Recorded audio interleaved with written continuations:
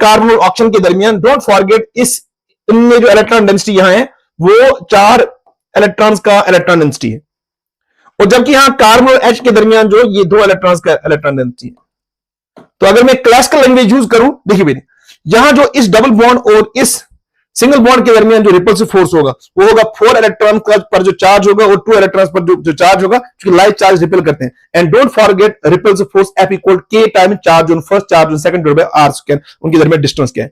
तो यहां जो चार्ज है ना इलेक्ट्रॉन्स का, वो 4 इलेक्ट्रॉन्स की कॉरेस्पॉन्डिंग है, जहां 2 इलेक्ट्रॉन की कॉरेस्पॉन्डिंग है। तो अगर मैं आपको बोलूं यहां डबल बॉन्ड और सिंगल बॉन्ड के दरमियान रिपल्शन का कुछ वैल्यू होगा, और उसके अलावा यहां देखिए बेटे, यहां 2 इलेक्ट्रॉन्स है, यहां सिंगल बॉन्ड और सिंगल बॉन्ड के दरमियान कुछ रिपल्सिव फोर्स होगा, यानी यहां इन दो नॉन बॉन्ड एटम्स के दरमियान कुछ रिपल्सिव फोर्स होगा which will arise because of single bond and single bond, और यहां डबल बॉन्ड और सिंगल बॉन्ड की वजह से। मुझे बताइए दोनों रिपल्शन का मैग्नीट्यूड बिफोर इक्विलिब्रियम बराबर होगा?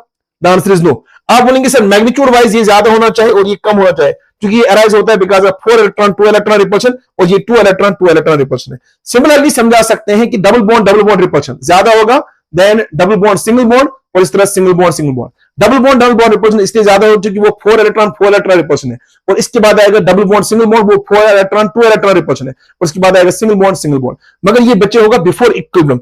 इसका क्या मतलब बिफोर इक्विलिब्रियम, मैं आपको बताने जा रहा हूं। देखिए, तो अगर मैं यहां ये